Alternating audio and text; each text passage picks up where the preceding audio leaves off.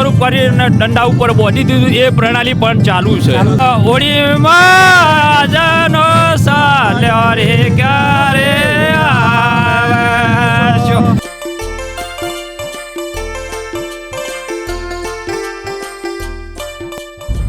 Good morning મિત્રો, આપ સૌને ધૂળેટીના પર્વની હાર્દિક શુભકામનાઓ. આપ સૌનું સ્વાગત છે સરસ મજાના વ્લોગમાં. ગઈકાલે રંગોત્સવ મનાવ્યો શામળાજીમાં, પરંતુ આજે ધૂળેટીના દિવસે પ્રગટાવવાની છે હોળી. ઉત્તર ગુજરાતની પરંપરાગત એવી હોળી છે કે જે દેશમાં ટોપ 5માં આવે છે, અને આ હોળીના તમને આજે બતાવવાના છે કે કેવી રીતે થાય છે. અને વિશાળકાય, ઉત્તર ગુજરાતની વિશાળકાય આ હોળી ગણવામાં આવે છે, પ્રગટાવવામાં આવે છે. અને દિવસે મોટાભાગે રાત્રે હોળી પ્રગટતી હોય છે. બધા જાણો છો. આ વાત છે અરવલ્લી જિલ્લાના બાઠીવાડા ગામની, કે જે આપણે જઈ રહ્યા છે. ત્યાં શું પરંપરા છે, શા માટે હોળી કરવામાં આવે છે, એ બધું જ તમને ત્યાં જઈને બતાવીશું. તો જોડાયેલા બ્લોગમાં આપણે બધા નીકળી ગયા છે. સંકેતભાઈ ગાડી ચલાવી રહ્યા છે, રાકેશભાઈ બેઠા છે, વિપુલભાઈ આવી ગયા છે. રોશામણિયા ભગવાનની જય. બાઠીવાડા જઈ રહ્યા છીએ, મેઘજ ઉભા રહ્યા છે અત્યારે. પણ આ જો મંત્રીજીની ચા પીવા માટે આવી ગયા છે. ત્યારે સરસ મજાની ચા પી લઈએ, અહીંથી નીકળીએ. રેડી છે? ચલો ચલો, ચા મંત્રીજીની ચા લાવો. ચલો હેડો. એ બાબુજી પેલી ચા મારા બાબુજીને.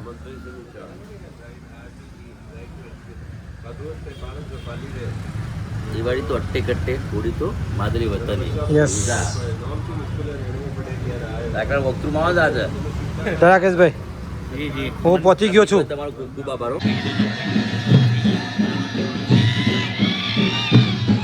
પહોંચી ચૂક્યા છીએ બાઠીવાડા ગામે. ને અહીં પરંપરાગત જે ધૂળેટીનો જે પર્વ હોય છે એના દિવસે જ હોળી પ્રગટાવવામાં આવે છે. મારી પાછળ તમે જોઈ શકો છો કે જે મહાકાય હોળી પ્રગટાવવાની છે એની તૈયારીઓ સંપૂર્ણ થઈ ચૂકી છે. અને જે આજુબાજુના 12 મુવાડાના 10થી 12,000 લોકો અહીં ઢોલ વગાડશે, નાચશે. તમને બધું જ બતાવી રહ્યો છું.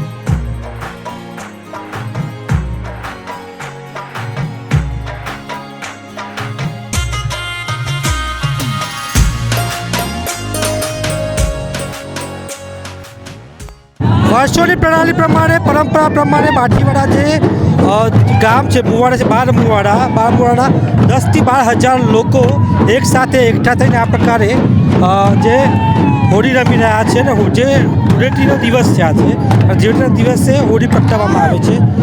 આ જે મારી પાસે તમે જોઈ શકો છો છે કે અહીંયા હવે વ્યવસ્થા કરવામાં આવી રહી છે.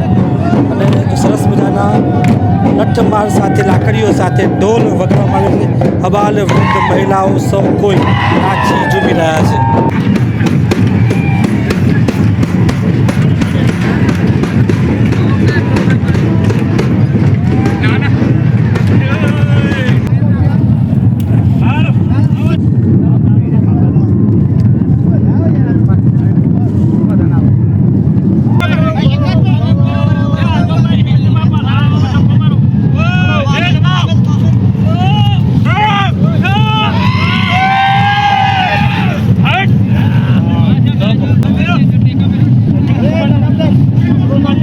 જો મિત્રો પૂજન થઈ ગયું છે.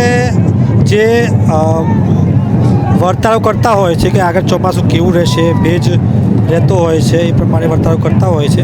પણ જો હાલ આ હોડી ઊભી કરવામાં આવી રહી છે, આ તમે જોઈ શકો છો કે દૂર દૂર સુધી લાકડાના ડગ પડ્યા છે, લીલા પણ છે, પણ આ રીતે ઊભા કરવામાં આવશે. એક મોટી મહાકાય હોડી બનાવવામાં આવશે અને ત્યારબાદ એમાં શ્રીફળ હોમવામાં આવશે એક આસ્થા શ્રદ્ધા સાથે કે સારું વર્ષ જશે, આગળ સારું વરસાદ પડશે. મારી જોડે આગેવાન છે અહીંના. આ જે પરંપરા છે આપણી બોઠીવાડાની, શું પરંપરા છે?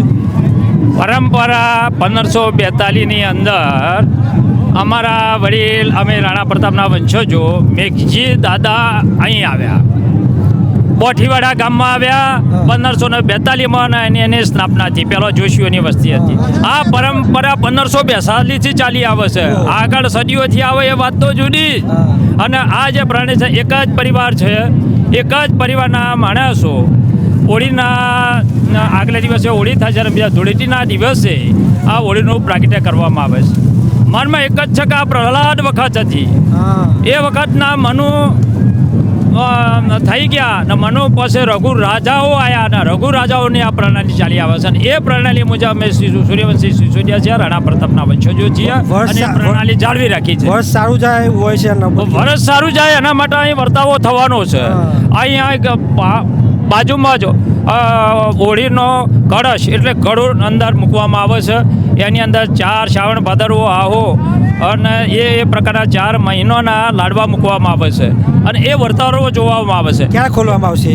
એ આજે બપોરે 3 વાગ્યા પછી 4 વાગે ઘડો ખુલશે.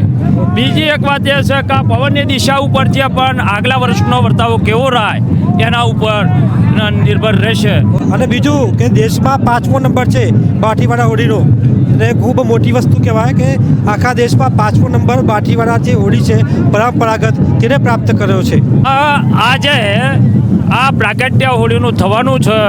આ થોડી જ વારમાં હવે હોળીમાંનું પ્રાગટ્ય થશે પરંપરા મુજબ. અને ત્યાર પછી આજેથી પોચમના દિવસે અમારે ચાડિયાનો પ્રસંગ આવે છે અને એ વખતે આ પ્રહલાદ જીવતા નીકળ્યા અને એ બધી ચાડી ખાધી અને મેરમાં હિરણ્યકશ્યપે એને નગ્ન સ્વરૂપ કરીને દંડા ઉપર બોધી દીધું. એ પ્રણાલી પણ ચાલુ છે. એ હોળીના 5 દિવસ આજથી પોચમના દિવસે બનવાનું છે. બીજી એક વાત છે કે અમારા અહીં ગીત છે અમે શૈલીનું કે હોળીમાં જનો સાલ્યો રે ક્યારે આવ્યો મારે વડોરે લઈને આવ્યો હોળીમાં આજનો સાલ્યો રે ક્યારે આવ્યો મારે બનીને જોજો રે વાટો રે નારીઓળો લઈને રે સરવારે આવ્યો. જો ભાઈ જય. આ આપણી સંસ્કૃતિ છે, આ આપણી પ્રણાલી છે અને જે આ પ્રજા છે ને આ સંસ્કૃતિને જીવંત રાખે છે અને ખૂબ જ આનંદની લાગણી થાય છે. તમે પણ આ દ્રશ્યો જોઈને કંઈક તમને ઘરે બેઠા જોવા મળી રહ્યા છે કે કેવી પ્રણાલી છે, એમનો ભાવ કેવો છે. જો તરસ લાગી છે, પાણી પીવા માટે આવી ગયા છીએ. ડિજિટલ છે ને ભાઈ પત્રકાર.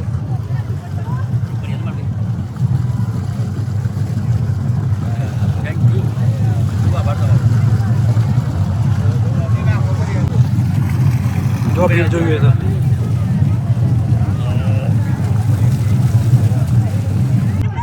જો પત્રકારો તરસ્યા થઈ ગયા. ભાઈ રાકેશભાઈ પોણી પો તબિયત ના થઈ ગઈ છે. તબિયત ફેલ થઈ ગઈ આજે. આ જો કેવી હાલત છે. અરે બહુ ખરાબ હાલત છે માર તો યાર. આ બધું દૂર ઉડે છે, દૂર ઉડે છે. આ દોડના લીધે જો ને બધી હાલત બગડી ગઈ છે યાર. લાગી જાય કમ્પ્લીટ પત્ર કમ્પ્લીટ આખું છે જો આપેલું ઉડે.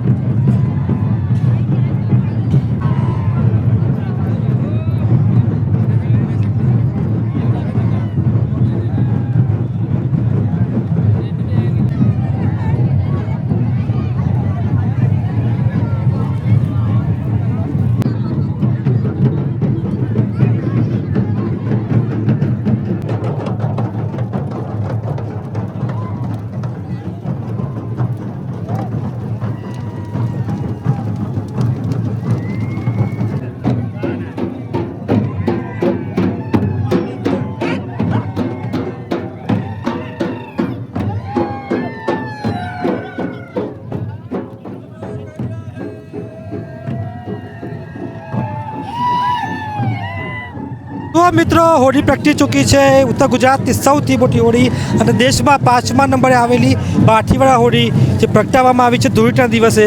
તમે બતાવું જો આજે લોકો છે શ્રીફળ લઈને જઈ રહ્યા છે. શ્રીફળ ઉપર પાણી છાંટી અને પછી આ હોળીમાં નાખવામાં આવે છે. જે માનતા હોય છે, માનતા આખરી પૂરી થઈ હોય એ રીતે માનતા હોય છે. અને ખાસ કરીને અંદર જે 4 લાડુ છે તેનો ભેજ કેટલો આવશે તેના આધારે આવનારા વર્ષમાં કેવું ચોમાસું જશે. આ ધૂળેટીના દિવસે હોળી પ્રગટાવવાની જે પરંપરા છે તમને કેવી લાગી જરૂરથી કોમેન્ટમાં કહેજો. કંઈક નવું જાણવા મળ્યું તો જરૂરથી કહેજો. અને આજનો વ્લોગ આપણે અહીંથી જ પૂરો કરીએ છીએ. જો વ્લોગ પસંદ આવ્યો હોય તો જરૂરથી લાઇક કરજો, ચેનલ સબસ્ક્રાઈબ કરી લેજો. અવનવા આ જ પ્રકારના વ્લોગ જોવા માટે બિહાઇન્ડ ધ સીન પત્રકારત્વ જીવનવા માટે આ ચેનલ સાથે જોડાયેલા રહેજો. રિપોર્ટર લાઈફ વ્લોગ સાથે આપ સૌનો ખૂબ ખૂબ આભાર. રામ રામ, જય માતાજી.